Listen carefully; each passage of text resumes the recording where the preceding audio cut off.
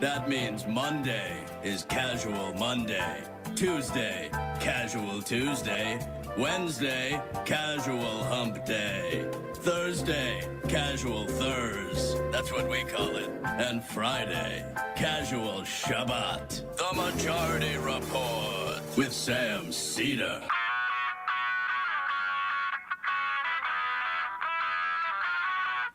It is Friday, November 1st, 2024. My name is Emma Vigeland, in for Sam Seder, and this is the 5-time award-winning Majority Report.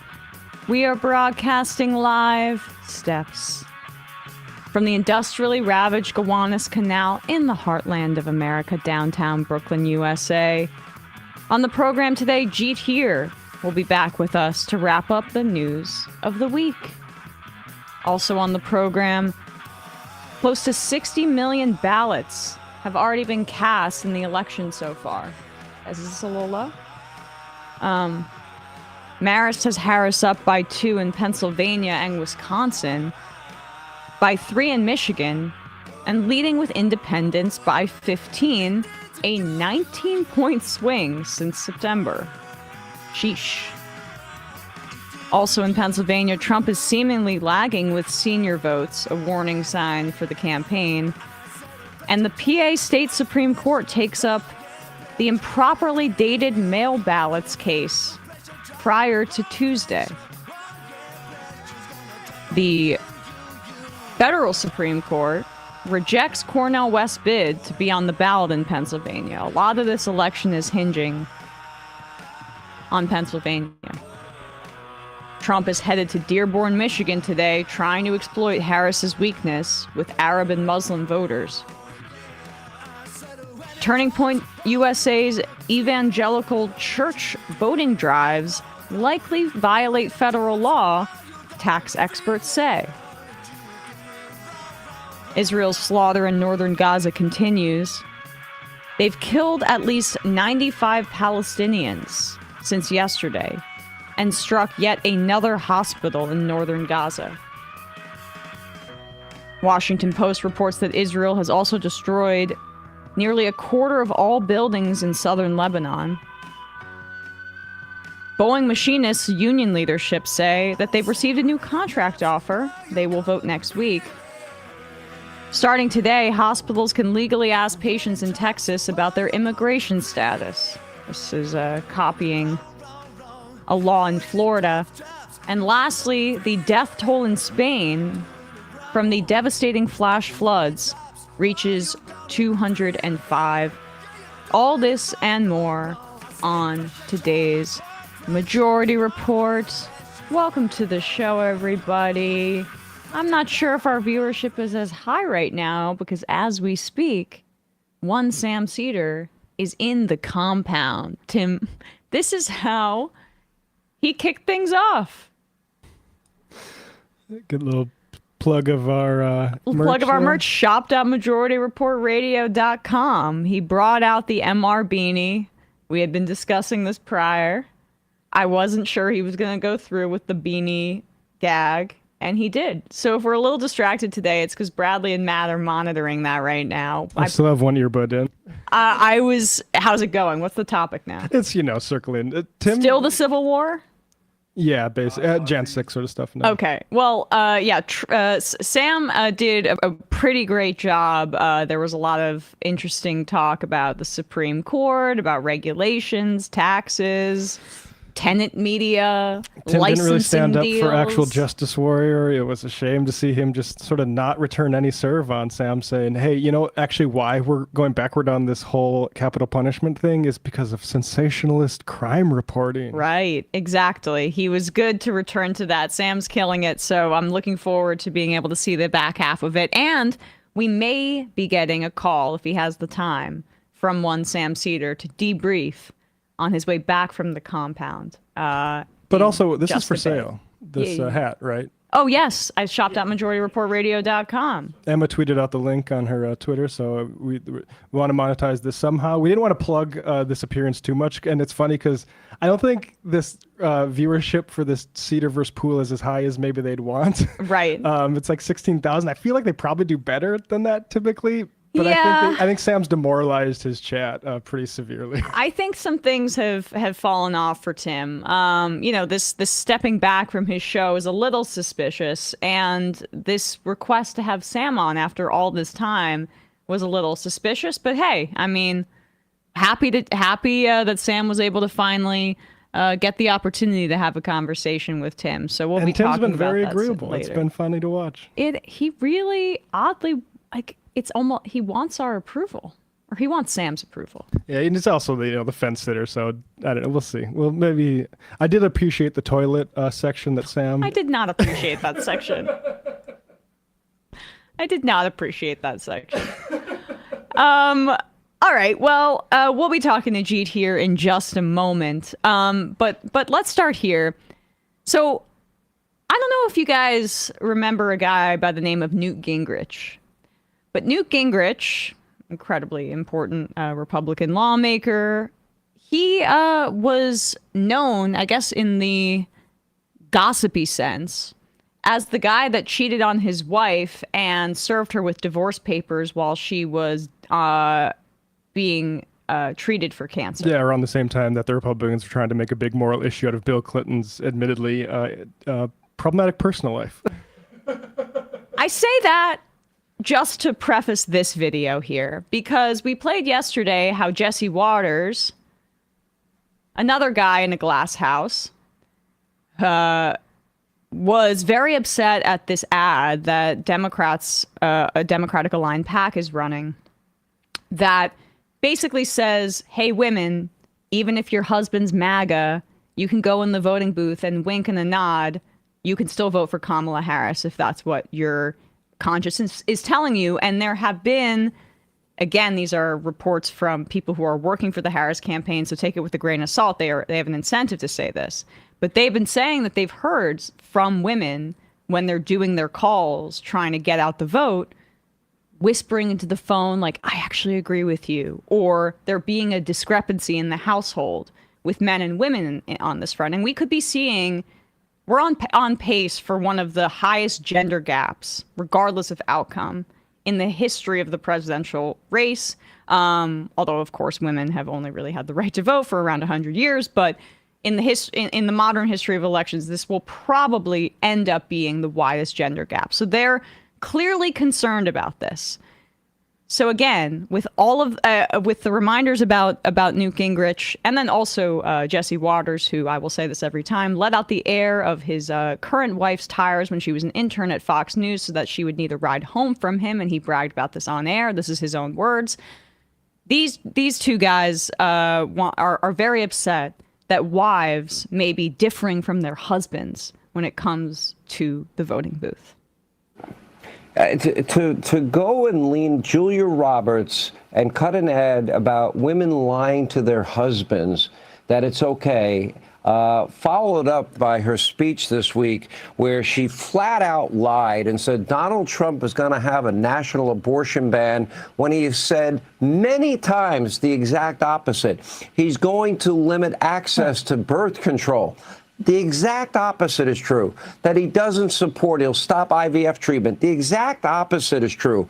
Or have Hollywood elitist jackass, really?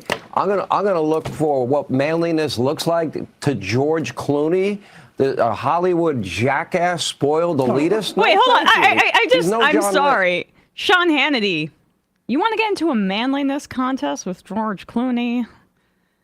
You're gonna... Really? Like, I don't know, man. It's like me trying to say that I want to play 1v1 with LeBron James. I don't know if that's like the best idea. I thought there was a story that Hannity used to have like a soccer ball in his radio station, and then he switched it to football because it was more manly. But maybe somebody can correct me on if that was somebody besides Hannity, but I'm pretty sure it was Hannity. I mean, he's also just completely lying about Donald Trump's positions. Donald Trump's positions change from day to day, what he's going to say, what he actually supports. We know what he's done. He stacked the Supreme Court with 3 right-wing justices with the intention of overturning the right to an abortion, and he did so successfully. And when they talk about the restrictions to IVF and to other forms of birth control, yeah, Donald Trump publicly says, I'm not really for that, but Republicans across the country are trying to enact it, and there are lawsuits that back that up. So it's so insane and funny how these right-wing pundits rely on the fact that Donald Trump lies and changes his position every other day. You can't go on that. You can't go on what he says, because what he says one day is different from what he says the other. We know what his actions have indicated. But keep going. A Hollywood jackass, spoiled elitist? No, thank you. He's no John Wayne. Okay. Look, let me go out on a limb for a second as a historian. These people are dishonest. They're relentlessly, routinely dishonest. You're talking at to every yourself level. in the mirror. And so for them to tell people to lie is just one further example of the depth of their corruption. I mean, how do you run a country where you're walking around saying wives should lie to their husbands, husbands should lie to their wives? I mean, what kind of a totally amoral, corrupt, sick system have the Democrats developed? If you think about it at that level, it is astonishing, the decay. This is what, frankly, why Robert F. Kennedy Jr. switched parties, but didn't switch parties, but was campaigning Sunday with Donald Trump, because the party of John F. Kennedy, the party of Robert Kennedy, it's gone. I mean, instead of having dignity and patriotism and a sense of morality, these are really sick people. And the more you watch them, to say, oh, why don't you lie to your husband as a publicly advocated ad, that is sick. Yeah. And I think we ought to have the courage to say, this is a sick, dishonest party. This is sick. This is sick.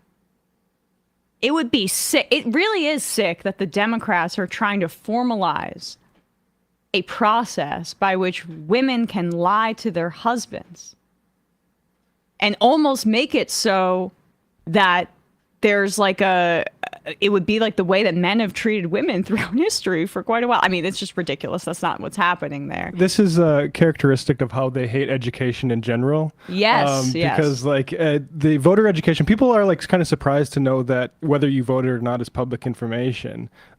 People may also not know that how you do vote is private, right? And reminding people about that creates a lot of anxiety in the way that education creates anxiety in these people. Exactly right. You'll know if you voted. There will be a tabulation of the fact that you voted, but it is not recorded who you actually voted for. And that is what the Democrats are trying to encourage with these ads. And the Republicans are panicked that it's having that effect. But you just see here with the Jesse Waters clip yesterday and with this Newt Gingrich thing, he has no problem with the complete hypocrisy of going on air on national television when your scandals of divorce, he's been divorced twice, but the most notorious one was the fact that he left his wife while she was on her cancer hospital bed, to go out there and say the Democrats are encouraging spouses to lie to one another. But really, he throws in the men to lie to their wives, but the rest of the conversation is around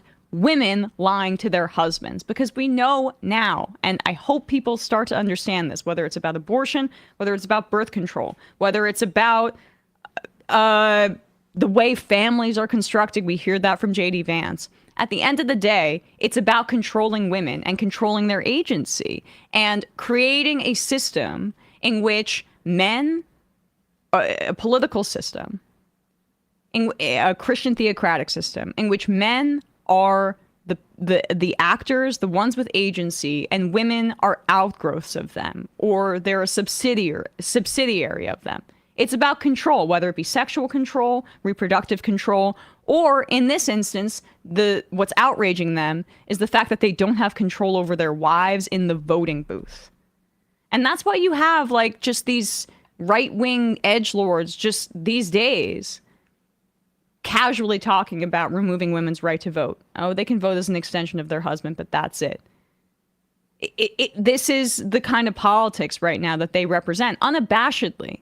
And, you know, you go back to Donald Trump in 2016, when he entered that Republican primary, he was viewed as too moderate. He was seen as a liberal coastal elite guy that had been with porn stars, that had had multiple divorces, that was a known playboy, Lothario, whatever.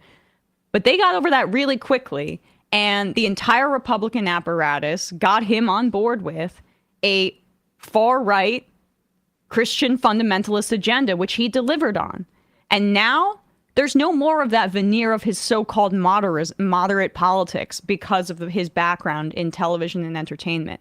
He has completely embodied those politics, as exemplified by his VP pick, as exemplified by that MAGA rally at Madison Square Garden. They're not making any efforts to moderate their message because this is what they stand for. So I'm so sick of people pretending like they're not meaning what they say. No, this is what they mean. This is what they mean. And all of those, like, you know, Reince Priebus and Nikki Haley, who apparently hasn't been able, she's been going on Fox News to say, maybe the woman in the room, because she hasn't been able to get in contact with Trump since June, she said on Fox News with the other day with Cavuto. I've got Sage Steele, okay, I'm fine. Oh my God. I did not know how much of a nut job she was. That's a whole nother. You missed her on Dave Rubin then. Yeah, conversation. But this is, even if it wasn't what is in Donald Trump's heart or in his lived experience as a rich guy in New York City, it doesn't matter, folks. This is exactly what they represent. And the fact that, you know, a guy like Newt Gingrich gets to be outraged about this, even with his past and obvious hypocrisy, it lays it bare. This is about control, and this is the kind of government that they want to create. All right, folks, with that, we are going to read a word from our sponsors, and then soon we'll be having a conversation with Jeet Heer about the election. Election day is Tuesday. If you're watching this, you probably like to surf the web, go online. But going online without ExpressVPN is like leaving your laptop unattended at the coffee shop while you run to the bathroom. Most of the time, you're probably going to be fine, but what if one day you come out of the bathroom and your laptop is gone? Well, I would like to thank ExpressVPN for supporting the Majority Report, and here is the deal. Visit expressvpn.com/majority, and you can get an extra 3 months free. Every time you connect to an unencrypted network in cafes, hotels, airports, etc., your online data is not secure. Any hacker on the same network can gain access and steal your personal data, which includes your passwords, your bank information, credit card information, etc. It does not take much technical knowledge to hack someone these days. Just some cheap hardware is needed. A smart 12-year-old could do it. Your data is valuable. Hackers can make up to $1,000 per person selling personal information on the dark web. ExpressVPN stops hackers from stealing your data by creating a secure encrypted tunnel between your device and the internet. ExpressVPN is super secure. It would take a hacker with a supercomputer over 1 billion years to get past ExpressVPN's encryption. It's also easy to use. You can just fire up the app and click one button to get protected. Works on all your devices, phones, tablets, laptops, and more, so you can stay secure on the go. It's rated #1 by top tech reviewers like CNET and The Verge. I use ExpressVPN a lot. I worry about my personal data being targeted by people that may not like my politics or people that might be weird on the internet.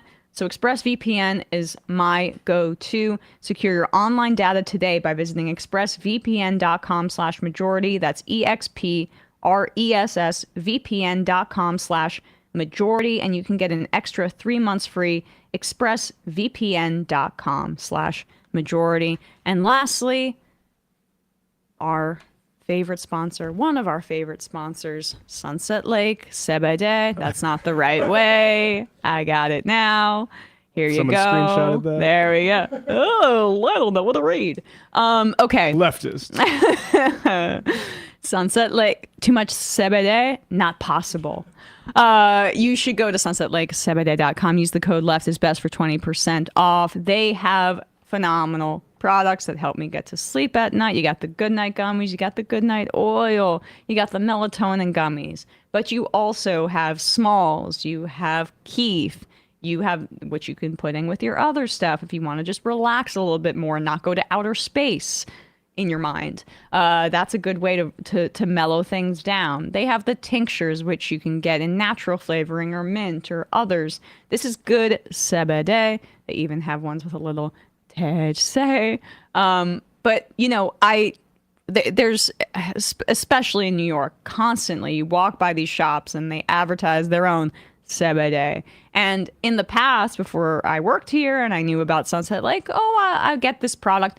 total ripoff, but you know that Sunset Lake, they use regenerative farming practices, pesticide-free, great product, healthy product, and also they're movement partners. So they treat their employees with respect. They pay them a living wage. They've worked with the Majority Report in the past to do matching fundraising operations for abortion funds, for refugee resettlement, for all of these great causes. And they are sponsoring the live stream for our election night coverage. So even if you're not able to attend our show in Brooklyn on election night, you'll be able to see it on the live stream thanks to Sunset Lake Seder. So you can go to sunsetlakeseder.com, use the code LEFTISBEST for 20% off. All right, folks, with that, we will be back in just a second with Jeet Heer.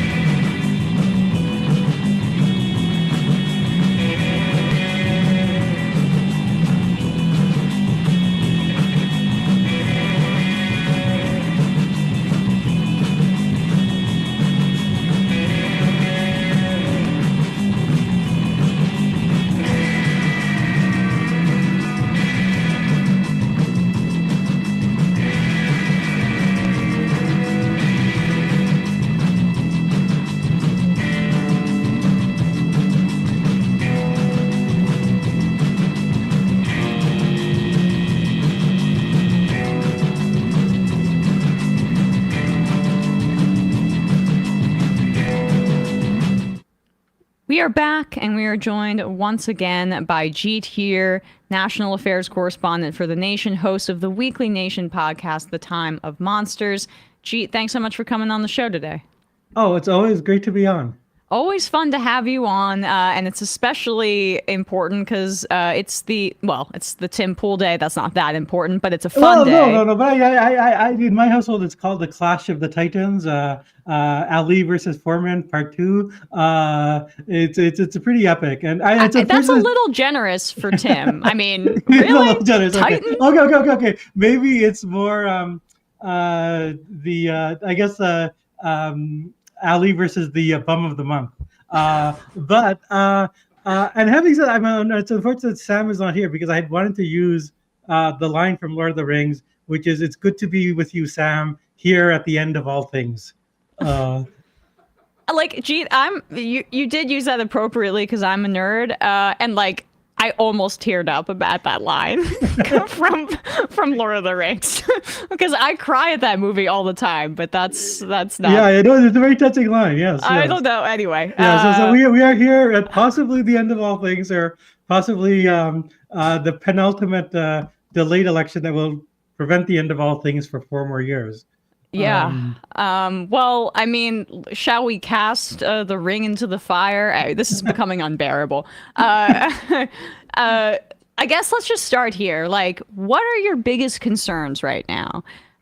Because I think we share concern. I've overall been kind of getting into some debates with folks about this being the closest election in history, and some of the doomerism that I don't necessarily think matches the enthusiasm metrics that we're seeing for the Democrats. But Michigan is scary. Yeah. No, I should say, in general, I'm pretty optimistic. I actually don't think the closeness of the election in the polling is partially based on herding. And there's a lot of reasons to be optimistic that it's not 2016. One of which is, if you just look at the enthusiasm of Democrats, it's way higher than in 2016. And conversely, the enthusiasm of Republicans is much lower.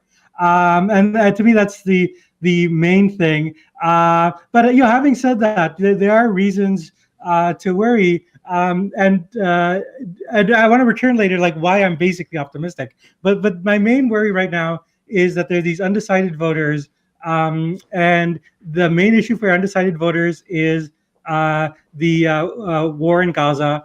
And according to a New York Times poll, and the campaigns are taking two very different approaches.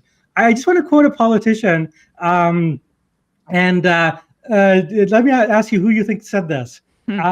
This is criticizing Biden, said, they pursued the pathway that maximizes Palestinian casualties. They say they are pro-Israel. They pursued a pathway that prolonged the war as long as possible, which is bad for Israel.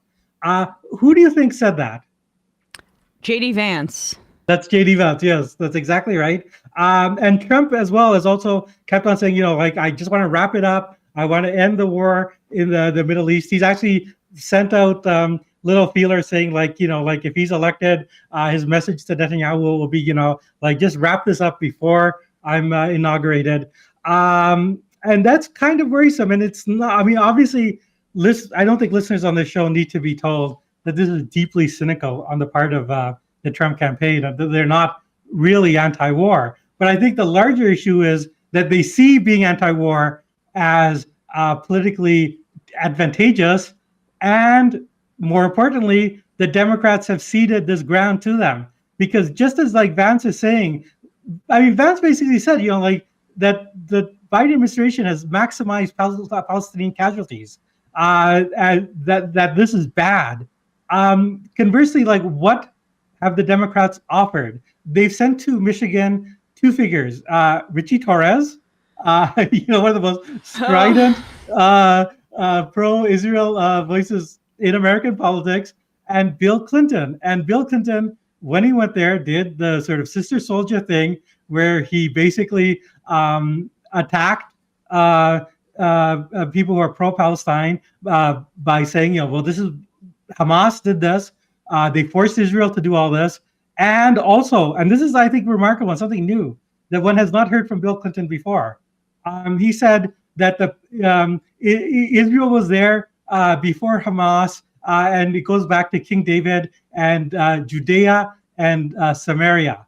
And I want to be clear about this. If you're talking about Judea and Samaria, you're not talking even in the language of liberal Zionism. You're talking like a settler. This is the language of Rabbi Meir Kahan and his followers, who believe that God has given a grant of this land, and that includes not just Israel now, but much of Lebanon and Syria and Jordan and Egypt, and that they're there to reclaim it. And Bill Clinton, one of the main surrogates of the Harris campaign, is using that language.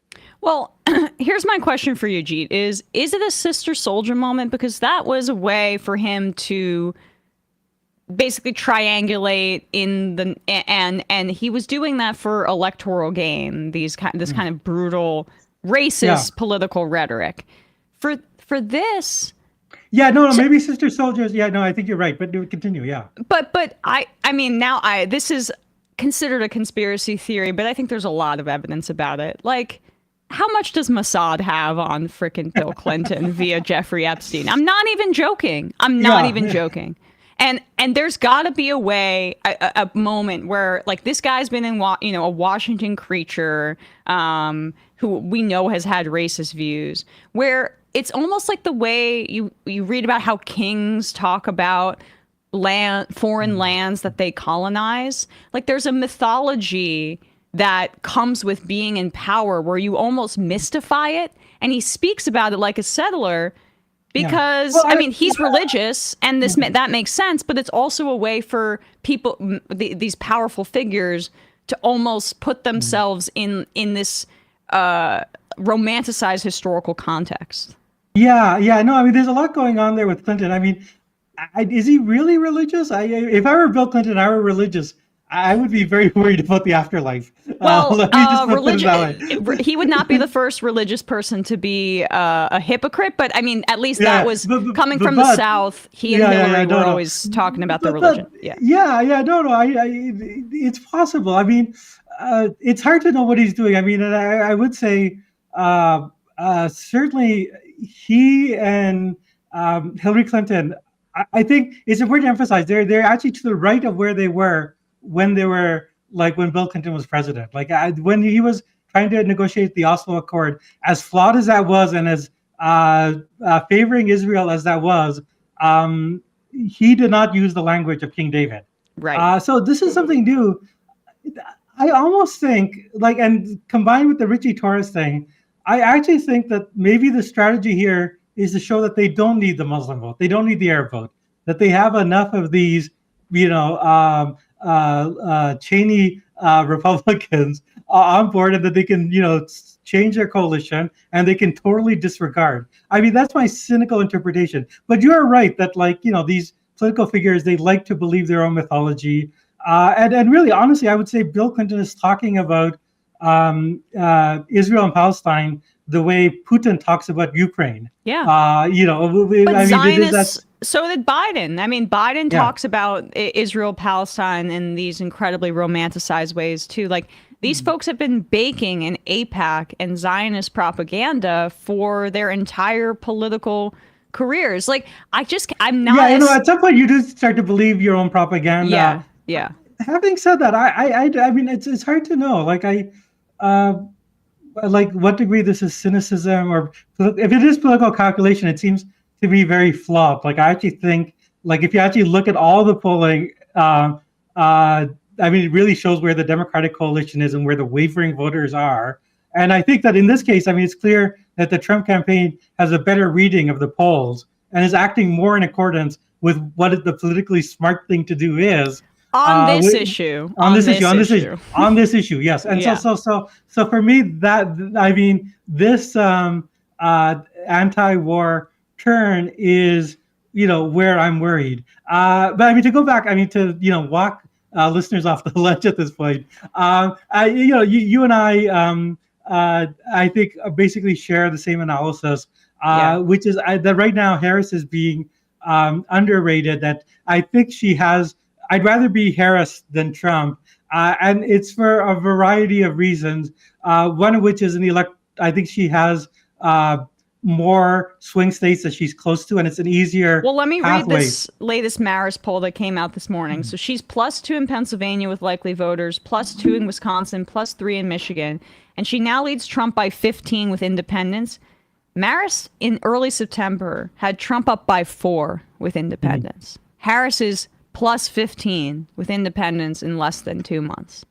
Yeah, no, I think that's all to the right. And I think Harris's campaign, leaving aside the Israel-Gaza stuff, is closing strong. And she has a very sort of confident message. But the other thing I will emphasize, and this is also seen in the Trump campaign in the last weeks, is this is really coming down to an election about gender. And the Trump campaign has basically decided that, they're so deep in the hole in terms of women. Their only hope, their Hail Mary pass, is to rev up young men and to actually double down on sexism. And again, as with Bill Clinton, it's partially a matter of political strategy. It's partially a matter of who they are. I think that's a easier strategy for both Donald Trump and J.D. Vance to kind of like blame women. And one saw this in Trump's comment that, he said, I'm the protector of women, which is already highly problematic. But he said, I'll be the protector of women whether they want it or not. Or whether you can have the exact quote. I think that and to me, I mean, that you don't say that if you want to appeal to women, right? Like, I said, like, Emma, you're going to be my friend, whether you like it or not. How does that make you feel? Well, the friend part, I would be like, all right, that's a little weird of a way to phrase it, Jeet, but at least you're saying you want to be my friend. I'll be your protector, whether you like it or not. That's the part where it's the layer of I will be your protector, whether you like it or not. The whether you like it or not part is very rapey, but the beginning part of the patriarchal notion, I know what's better for you. I will be the one that decides that you're going to get this, whether you like it or not. That's the kind of thing that every woman in this country has had an experience with someone a man trying to dominate them in that regard. So that's the kind of thing where I heard that quote, like, I had a reflexive reaction, right? And I think I think I can you can like as in Star Wars, like, well, I suddenly felt a shift in the force where millions of women are gagging at the same time. Exactly. But I mean, I think to underscore that though, the strategy is, they're not going to convince women with this, right? But that there are a lot of men who are attracted to patriarchy, who do kind of feel like, well, women have become a little too uppity, and that one sees it in the polling where there is a gender divide, but it's not just that women are gravitating towards Harris, including particularly white women. Like it really looks like she's going to get a majority of white women, which neither Hillary Clinton nor Joe Biden got. But men are gravitating towards Trump to a certain degree, less so. But where this becomes significant is like who votes, right? And one actually already knows not who people are voting for, but we have a broad outline of who's already voted. More than 62 million votes have already been cast. And NBC did a good report on this, and we have some demographics of that. And usually, like, women vote like 2% more than men. So, like, in 2020, 53% of women voted, 51% of men. In this election, among early voters, among that 62 million voters that have already voted, what one is seeing is, 54% of women are women, 44% are men, and then the rest we don't know. But it looks like the difference between men and women is 10%. 10 points. 10 yeah, points. In Pennsylvania, 50, where like they don't, we have more certain numbers of this. 56% of voters are women, and 44% are men. I don't think with those numbers, it's hard for me to see how that bodes well. Maybe, and again, this is partially the strategy. If you're relying on male voters, especially low propensity young male voters, like not to be a gender essentialist, but who's more likely to show up? Who's more likely to like actually fill out the registration form, find the voting booth, like of the two genders? Well, it's borne out by data, and it's not even being gender essentialist. Women have had the right to vote for a lot less time. I mean, women, it's only been around 100 years. So that is part of, I think, why you can conclude that that's the reason why women consistently vote higher than men, and the low propensity and this voter election it seems like much higher. It looks like it's going to be this time even more so, right? Like this is probably, most metrics show that this will probably be the most pronounced gender gap in the history of elections. Yeah, and not just a gender gap in terms of voting for the parties, but in actually who shows up at the voting booth. So I think that's real grounds for optimism. And conversely, I also want to say something else about this sort of Trump's gender pitch, which one sees in the fact, like, they're going on Joe Rogan, they're going on all these like, manosphere podcasts, going back to JD Vance and the Cat Ladies. There are a certain segment of men who will feel, like, the ladies, they have too much power, like they be shopping all the time. They're taking advantage of me, whatever. And we'll buy into that misogynist appeal. But if the essential issue is abortion, and then also the more socially conservative stuff that Vance is associated with, including in Project 2025, outlawing pornography, I don't know that you win young men with that. And I think actually some of the Democratic super PACs have been very smart about this and have ads, that basically show, a young couple, enjoying their company, finding out the condom broke, and then, needing abortion to use ads for men. That's what that is. Yeah, needing plan B, and then it's not there. And then suddenly you're a daddy, and they're actually like, I find this is an amazing thing. Democratic super PACs are like, I don't want, this is a touchy word, micro targeting a young man by going on porn sites. And on porn sites, you will see ads warning you about Project 2025.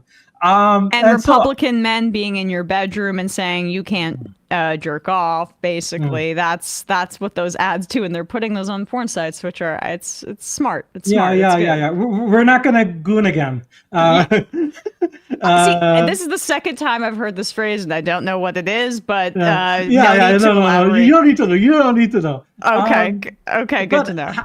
Having said that. And like one sees this in the sort of freak out of people like Charlie Kirk, that Cernovich character, Newt Gingrich, Jesse Waters, like basically saying like, well, if a woman votes for Harris, that's like the equivalent of adultery, which is like an amazing thing for Jesse Waters to say. And Newt Gingrich has said these. And I'll just say that, when you build the great museum of marital fidelity, there will not be much room for either Jesse Waters or Newt Gingrich in that hall. But they are actually freaked out that like a lot of married women, which have been a really strong Republican constituency, are looking at the abortion stuff, are looking at like, Trump, an adjudicated, sexual abuser by the courts, are looking at like, he'll protect you whether you like it or not. And, they're not going to tell hubby who they voted for. One of the great things about American democracy that still exists is, you can go in the voting booth and nobody has to know who you vote for. And that is actually freaking Republicans out. It totally is. We opened the show with it today, actually, and yesterday, the Waters clip and then the Newt Gingrich clip that you referenced. But you mentioned J.D. Vance on Joe Rogan. I want to play a clip for you, Jeet, because if they're losing the gender gap by this much, right, they need to rely on driving turnout with young men. And their gamble has been that the data shows that low to mid propensity male younger voters listen to a lot of podcasts, specifically one of the biggest podcasts for that demographic being the Joe Rogan Experience. So Trump went on for a pretty low energy, boring appearance that was 3 hours long, around maybe 10 days ago. Often, as even Rogan himself said, often incoherent. Like 3 hours of Donald Trump, he's gonna start wandering. I think Rogan had said like, the weave is getting pretty wild. It is, and he's just showing his age. So they send out J.D. Vance there to double dip. And if you're driving up turnout with young men, you've also got to think about gay men, but not all gay men. This is what J.D. Vance has to say about their appeal to part of the LGBTQ community. And I think that, frankly, I wouldn't be surprised if me and Trump won just the normal gay guy vote. Because, again, they just wanted to be left the hell alone. And now you have all this crazy stuff on top of it that they're like, well, no, we didn't want to give pharmaceutical products to 9-year-olds who are transitioning their genders. We just wanted to be left the hell alone. Well, a lot of gay guys feel like the whole movement is homophobic, which is ironic because they think that there's people think there's something wrong with being gay. So what you really are is a girl. Yes. And they think that a lot of this is being given, these thoughts are being given to gay kids. These kids will just grow up to be gay men, and instead you're getting them to convert their gender. It's pharmaceutical conversion therapy, right? And it's profit.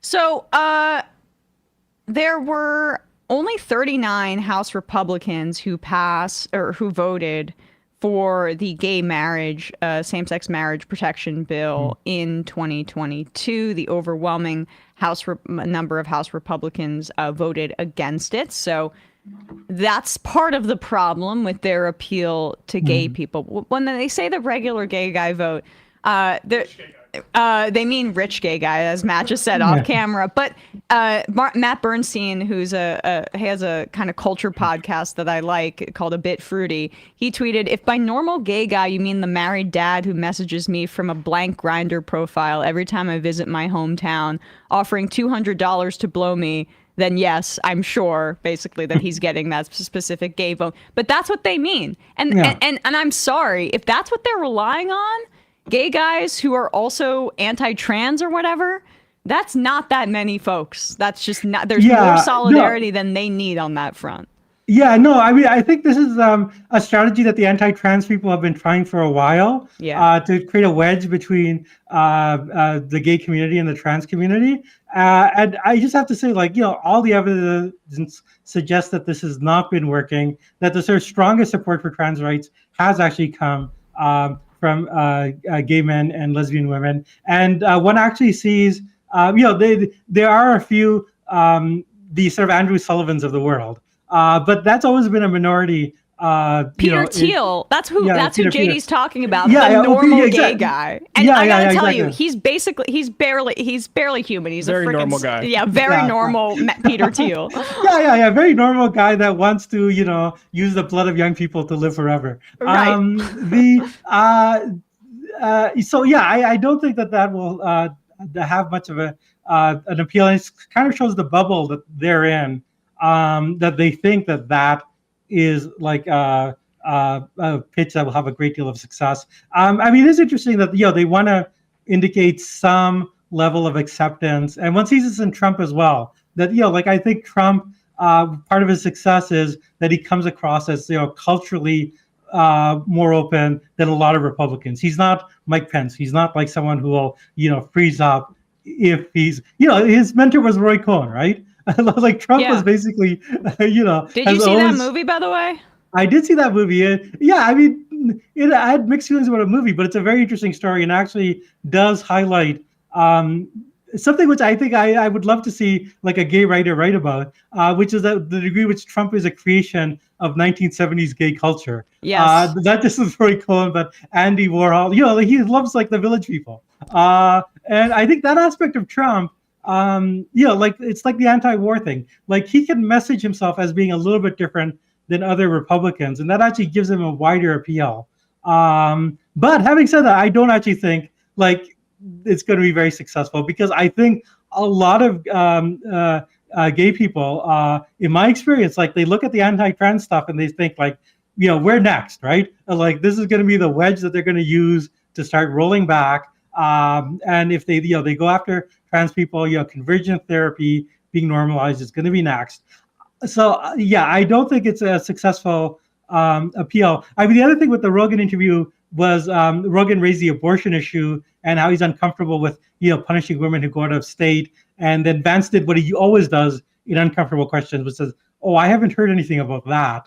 But I mean, I think the fact that Rogan himself raised this issue to me indicates that among young men, I actually think abortion and porn and sexual freedom more broadly is the wedge issue that can be used. And I think I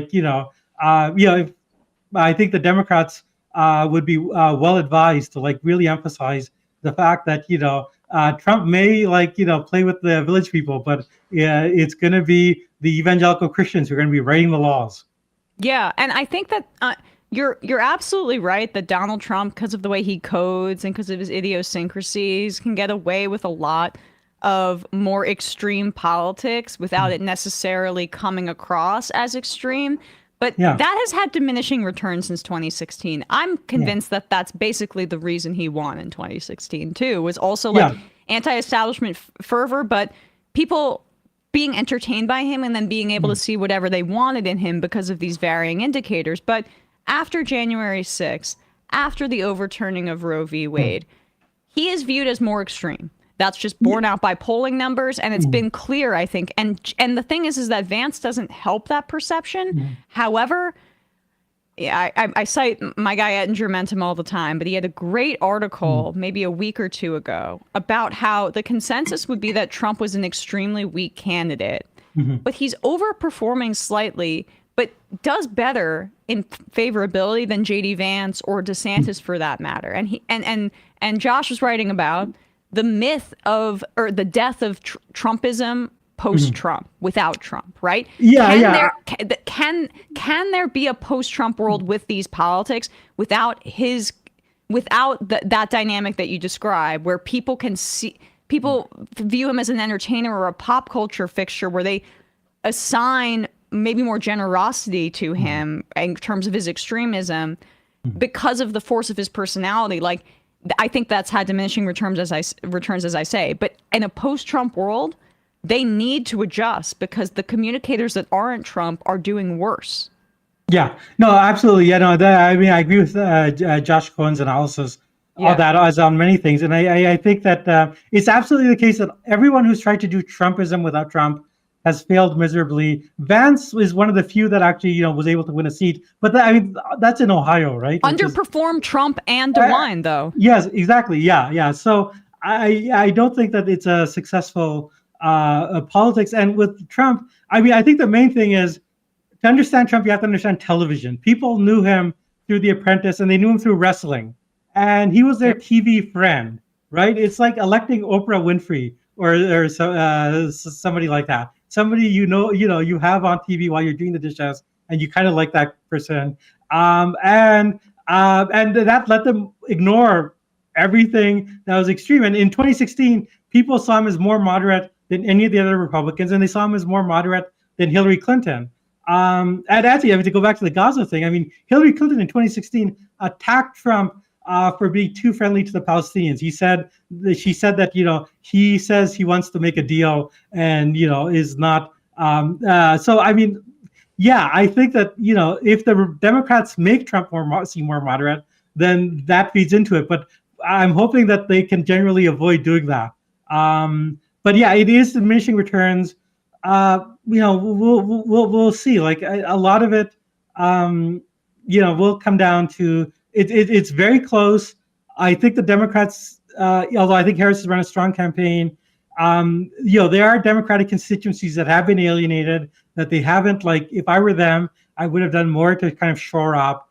And the other thing we'll see is, they're betting a lot on, Republican disaffected former Republicans with who are Cheney fans, and I'm not super confident that there are a lot of that.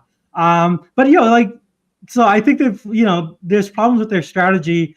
But having said that, the fundamentals are who has the bigger coalition and who has more enthusiasm.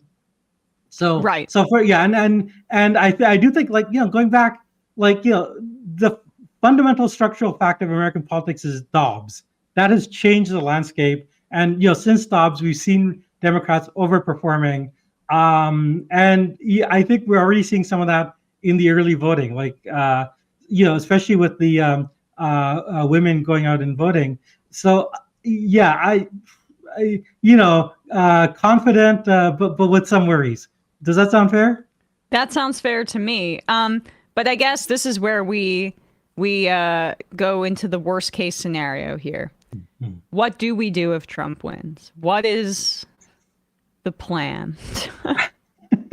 There's something we talk about a lot at the Nation magazine. Yeah. I actually think first of all, if Trump wins, I don't think we get a return to resistance liberalism. One has already seen the main sort of liberal institutions like the Washington Post, the LA Times kind of surrendering. Like a lot of institutions are gonna just cave in and not be oppositional.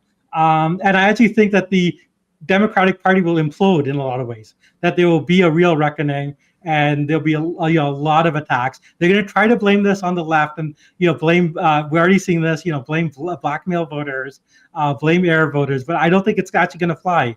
They ran the campaign they wanted to run. So, I think the weakness of the resistance will become very apparent, and that'll be different. Having said that, I mean, I do think the main thing is the states. I think that, all the kind of blue states will be very resistant to anything Trump does. And I think that you're going to kind of see a kind of liberal federalism to try to shore up that. And then, going into this, like, I think that then you'll have a huge political battle inside the Democratic Party, for both the midterms and in 2028. I think Trump will govern from the hard right. All this anti-war stuff is nonsense. There's indications he wants Tom Cotton and Mike Pompeo back, right. Like in his cabinet, which is, means a very hardline foreign policy. And I actually think, it's a very dangerous world. And, I actually think a lot of the opposition to Trump will move away from the Democratic Party and become more street action. I think a lot of popular, we not just like sort of, the protests that we saw when Trump was president, but even like more intensely so. But it's going to be a very dire world.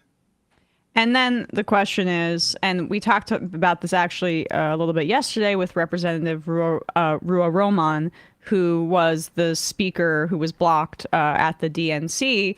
But she wrote an article in Rolling Stone. She's voting for Harris, but obviously is deeply engaged with the genocide of the Palestinians and that issue. So what is the plan if Harris wins is also the question. And a lot of that will hinge on Dan Osborne and John Tester.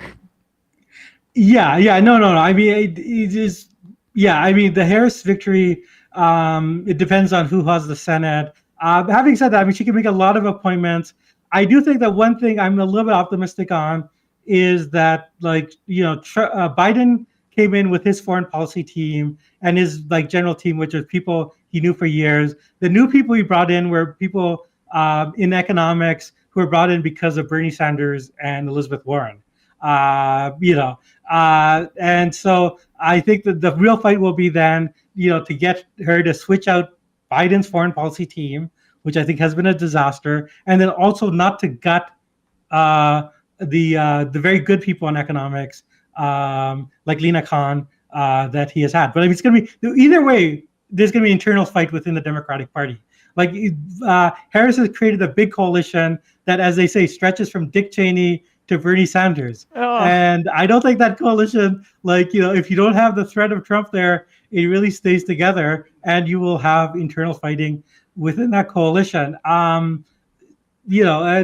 mean, even though progressives are maybe a minority within that coalition in terms of the levers of power, I actually think they have a lot of cards to play. Right. And it will also get a question if she does win, to what extent the Cheney stuff was very cynical and meant to indicate January 6th for these moderate Republicans. My worldview is not in favor of those politics. But in the context of this election with Trump, I'm also not convinced that that those votes aren't gettable and they will be gotten. I think that those votes exist. I just don't. I mean, in terms of where more votes are and who you should be focusing on and who you should be trying to win over. We'll see if it works. I mean, I hope it works. I hope my my worries are wrong, and I will say, I mean, Tim Walz, when he's interviewed by Jon Stewart, basically said what you said, which is that we're with the Cheney family because of January 6th, but that it doesn't mean anything more than that. Right. So knock on wood. By Stewart, him and Sam, the only those voices from that era, still hating the Bush folks as they should, Yeah, I know, as they should. Well, I mean, I think actually Sam and Jon Stewart actually represent most Americans. I mean, I think this attempt to rehabilitate the Cheneys seems like a very Washington kind of move. The fact Trump is, has taken over the Republican Party because people hate the Bushes so much. You could only get a candidate He ran in 2016. That's how he defeated Jeb Bush in part. Big fat mistake, right? Yeah, big fat mistake. Yep. Yep. Yeah. And my favorite was when he told Jeb Bush, go run back to your mother. And conveying the fact that even a lot of Republicans have just contempt for the Bushes and that sort of that's when Trump was fun. No primary debates. We couldn't even get that. You thought he was going to win or lose in the general? Right.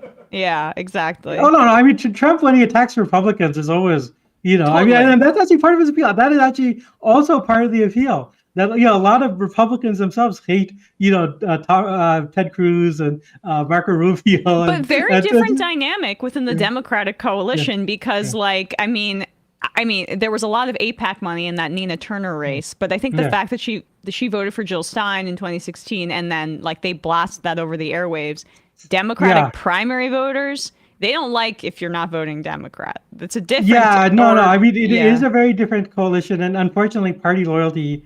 Fortunately or unfortunately, I mean, party loyalty is a very big thing. I mean, that's basically why EOC and Bernie Sanders stuck with Biden until the end. I mean, and I think that actually served them well. But I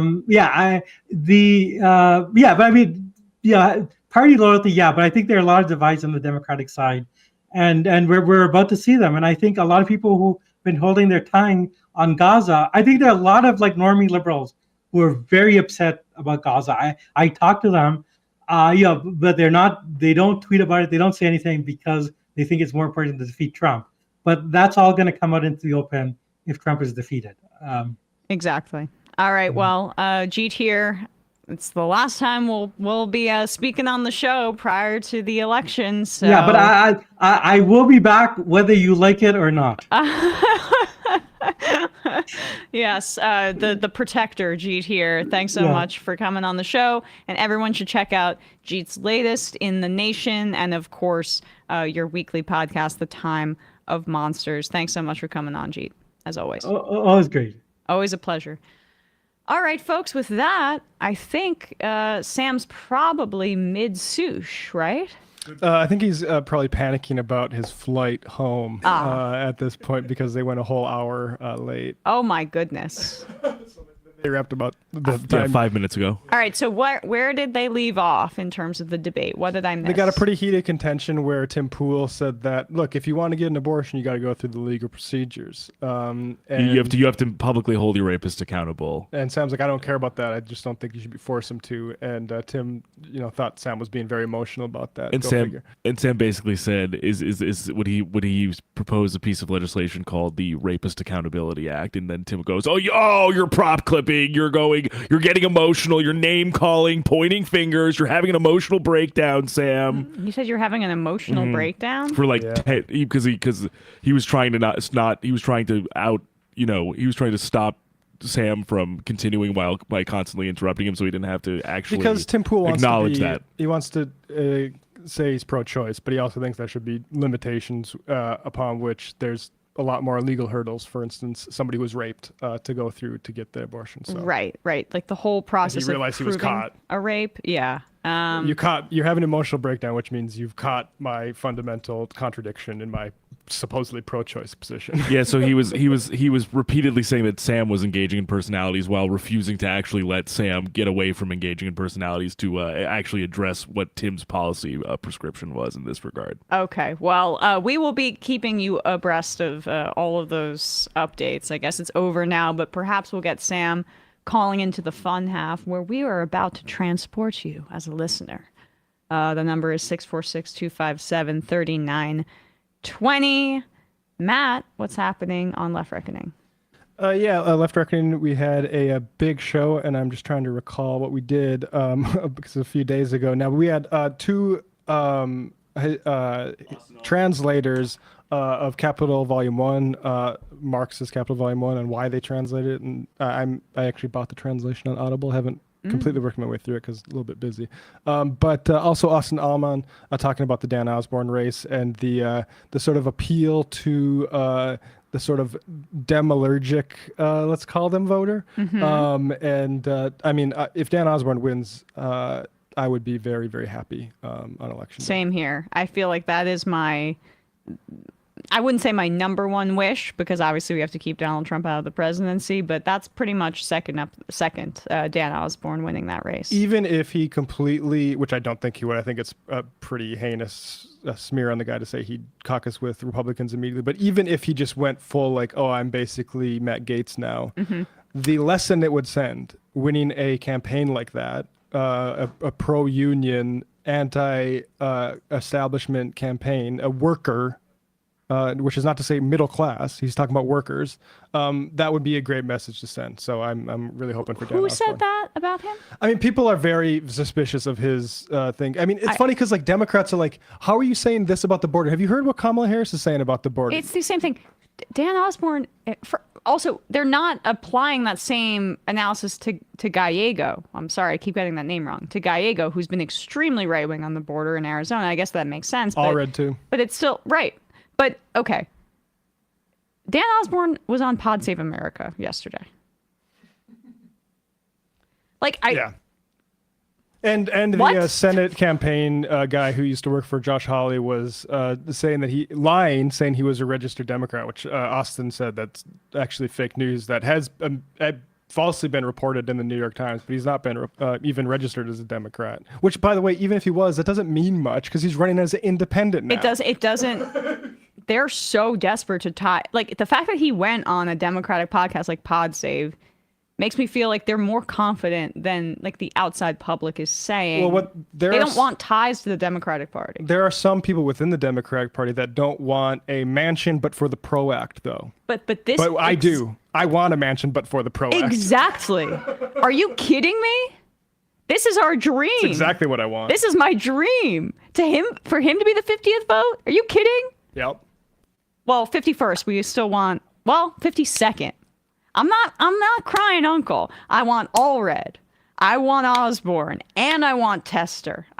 This is the way, folks. I want Republicans to lose, and I want working class candidates to win, and that politics to come to the forefront. And I mean this thing about Cheneys and stuff like that, I don't like the legs of that long term, at least. Me neither. Let's hope that it's a temporary sickness. I'm not going anywhere. On ESPN yesterday, Bradley and I gave our picks against the spread. We talked a little bit about the World Series and the gentleman's sweep of the Yankees by the Dodgers. Congratulations to them.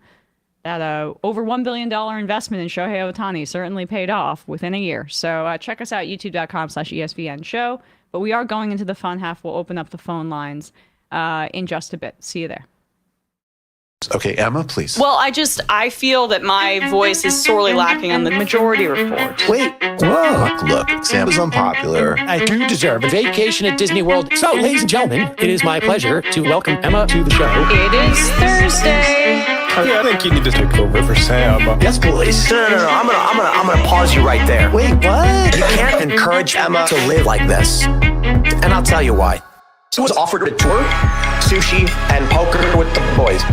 Tour, sushi, and poker with the boys. She was offered a tour, sushi, and poker with the boys. What? Tour, sushi, and poker. Tim's upset? Tour, sushi, and poker with the boys. She was offered a tour, sushi, and that's what we call it in the biz. Tour, sushi, and poker with the boys. Right. Tour, sushi, and poker. We're gonna get demonetized. I just think that what you did to Tim Pool was mean. Free speech.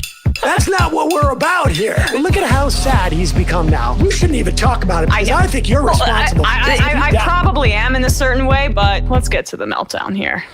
Tour, sushi, and poker with the boys. Oh my God. Tour, wow. Sushi. I'm sorry, I'm losing my fucking mind. She was offered a tour, sushi, and poker with the boys. Logic. Tour, sushi, and poker with the boys. Boy. Tour. I think I'm like a little kid. I think I'm like a little kid. I think I'm like a kid. Tour. I think I'm like a little kid. I think I'm like a little kid. I had this debate 7,000 times. A little kid. I think I'm like a little kid. I think I'm like a kid. Tour. I'm losing my fucking mind. Some people just don't understand. So I'm not trying to be a dick right now, but like, I absolutely think the U.S. should be providing me with a wife and kids. That's not what we're talking about here. Okay, all right. It's not a fun job. Twerk? That's a real thing. That's a real thing. Real thing. Willy Wonka twerk? That's a real thing. That's a real thing. Real thing. What's that offered to twerk? That's a real thing. That's a real thing. Real thing. That's Twerk? a real thing. That's a real thing. Real thing. What's that offered to twerk? Ladies and gentlemen, Joe Rogan has done it again. That offered to twerk? That's a real thing. That's a Poker with the boys. I think he might be blowing it out of proportion. real thing. That's a Poker with the boys. That offered to twerk? That's a real thing. That's a Poker. Let's go, Joey. Twerk? Sushi and poker with the boys. Take it easy, Doug. Twerk? Sushi and poker. Things have really gotten out of hand.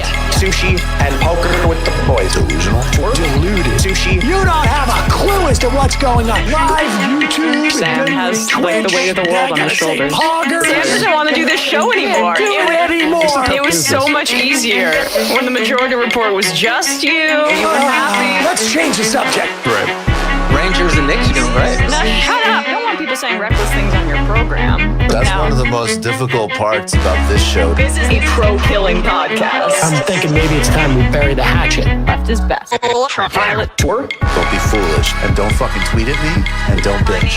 The way Emma has cucked all of these people, love it. That's where my heart is. So I wrote my honors thesis about it. Oh, Sorry, she finance. wrote an honest thesis. I guess I should hand the main mic to you now. You are to the right of me on foreign policy. We already fund Israel, dude. Are you against that? That's a tougher question I have an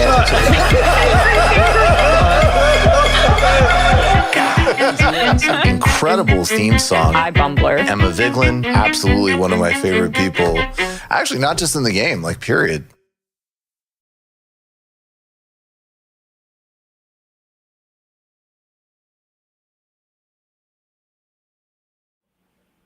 We are back, folks. It is the fun half. I am turning off the voicemail. The number is 646-257-3920. Edward Gregorian writes in, the long con finally comes to an end and I can stop paying the beanie-wearing dork. I just wanted to get Sam another interview with Tim. I tried with Crowder and, well, we see how that turned out. Well, Edward, we thank you for your service. A Big Cup of Noodles says, I think my favorite part of Emma's theme is it follows a plot. Yes, it does have a plot. It's very well done. Way Too Grim Ryan. Okay, Sam had a plane to catch, so he skipped sushi and poker with Du Bois, but did he twerk? Well, God, I hope not. Industrial Military. Emma, you are hilarious. You have the funniest, quickest quips and zingers. Hope you read this out loud, even if it feels silly to read about yourself. People in the Discord agree. I don't know about that, but I appreciate the kind words. Jeff from Maryland, humble brag, but can I get a shofar today?